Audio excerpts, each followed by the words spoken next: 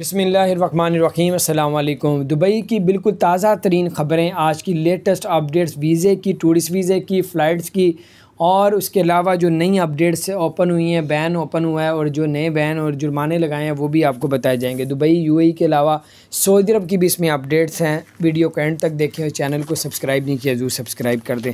सबसे पहले आपको बताते चलें कि बहुत से लोग ये पूछ रहे हैं, अगर हम लोग सऊदी अरब में रहते हैं तो अपनी फ़ैमिली को सऊदी अरब बुला सकते हैं वाया अफ़गानिस्तान, वाया कीनिया के। और उसके अलावा आपको बताते चलें, वीडियो को एंड तक देखें, इसमें बहुत सी मालूमात आपको मिलेंगी। और आपको बताते चलें कि जो माहिरीन हैं वो बताते हैं कि आप लोग अगर फ़ैमिली को बुलाना चाहते हैं, लेडीज़ को, बच्चों को, तो वाया अफ़गानिस्तान और कीनिया के थ्रू सऊदी अरब ना बुलाएँ, क्योंकि ये ठीक नहीं है। हाँ, बहरीन का अगर वीज़ा पाकिस्तान के लिए फ़्लाइटें वगैरह ओपन हो जाती हैं तो वाया बहरीन के आप लोग भेजें, वो ज़्यादा सेफ़ और अच्छा है। और आपको बताते चलें कि दुबई में अगर आप लोग टूरिस्ट वीज़ा लेना चाहते हैं, विज़िट वीज़ा लेना चाहते हैं, तो वो भी आपको बताएंगे। टूरिस्ट वीज़ा, विज़िट वीज़ा आपको मिल जाएगा, डन बेस पे भी लोग दे रहे हैं। और जो पैसे मुनासिब लेता है और अच्छा बंदा है उससे आप ज़रूर लगवाएं। तो अगर आपने जाना है और अगर आपने वीज़ा लगवा लिया है, टूरिस्ट वीज़ा, विज़िट वीज़ा, तो अब आपने जाना कैसे? पाकिस्तान और दुबई की फ़्लाइटें बिल्कुल बंद हैं। आप लोग अगर वीज़ा लग गया, किसी तरीके से भी लग गया, वो आप लोगों का एक अपना पसंद। तो आप लोगों का वीज़ा, अब दुबई कैसे जाना है? आप अफ़गानिस्तान का वीज़ा लें जो बिल्कुल फ्री है। और अगर किसी एजेंट से लगाएंगे तो 35,000 का, अगर ख़ुद इस्लामाबाद जाएंगे तो फिर फ्री है। तो आप वाया अफ़गानिस्तान आप दुबई जाएंगे, यूएई जाएंगे तो आपको नहीं रोका जाएगा, क्योंकि दुबई की और यूएई की और अफ़गानिस्तान की फ़्लाइटें हों। दूसरे नंबर पे ऑप्शन है यहाँ से कीनिया चले जाएं। कीनिया का वीज़ा ई वीज़ा होता है, तो वहाँ से भी आप लोग जा सकते हैं। उसके अलावा आपको बताते चलें कि दुबई में जो डॉक्टर है वो एक हॉस्पिटल में, ये सिर्फ बताने का मकसद है आप भी इससे आगाह हो और आप भी इस तरह के काम कर सकते हो। आपको 1 लाख दिरहम इस तरह के भी जुर्माने दूसरे को पढ़ के आपको मिल सकते हैं। दुबई में डॉक्टर था, प्राइवेट हॉस्पिटल में जो है वो जॉब करता था और प्राइवेट हॉस्पिटल ने उसको निकाल दिया। उसने जब उसको निकाल दिया तो फिर उसने अदालत से रुजू किया।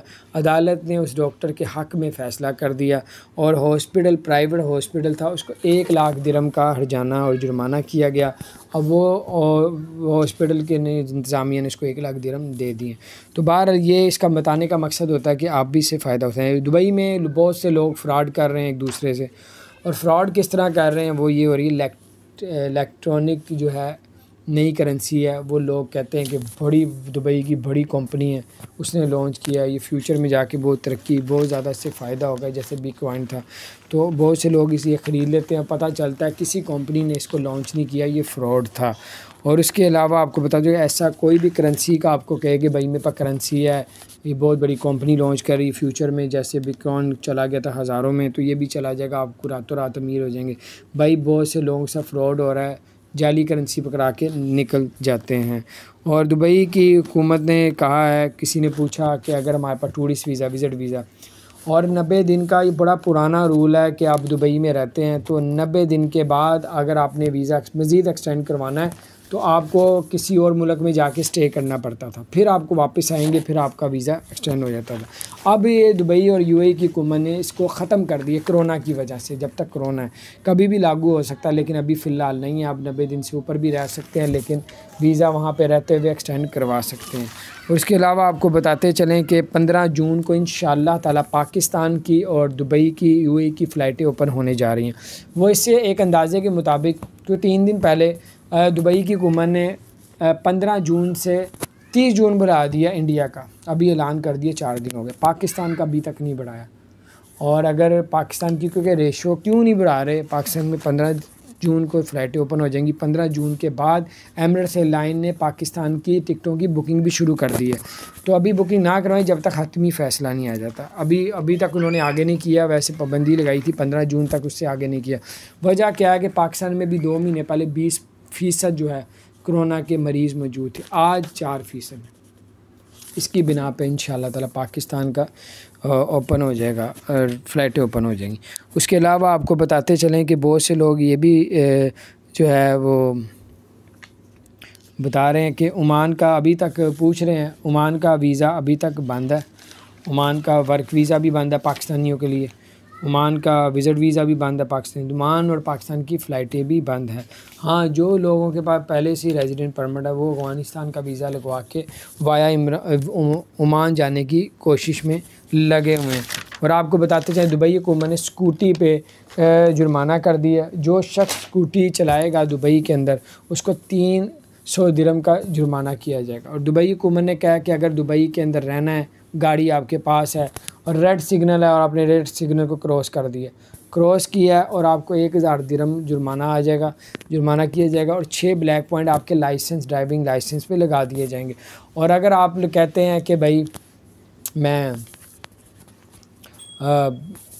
गाड़ी और 1 माह के लिए गाड़ी भी बंद हो जाएगी और आप चाहते हैं कि मेरी 1 माह की जो गाड़ी है वो ना बंद हो, वापस छुड़वा लें, तो फिर 50,000 दिरहम उसका भी जुर्माना देना पड़ेगा। और उसके अलावा आपको बताते चलें कि अगर आप लोग दुबई में रहते हैं और या दुबई जाते हैं तो दुबई ने बहुत ज़बरदस्त ऐलान किया है। दुबई एक तो गोल्डन वीज़ा दे रहा है। दुबई गोल्डन वीज़ा अब तेज़ी से पाकिस्तानी इंडियन बहुत ज़्यादा लेना शुरू कर दिया है और इसमें 10 कैटेगरीज़ हैं। 10 कैटेगरी में अगर आप भी शामिल होते हैं तो दुबई का गोल्डन वीज़ा आप लोग हासिल कर सकते हैं।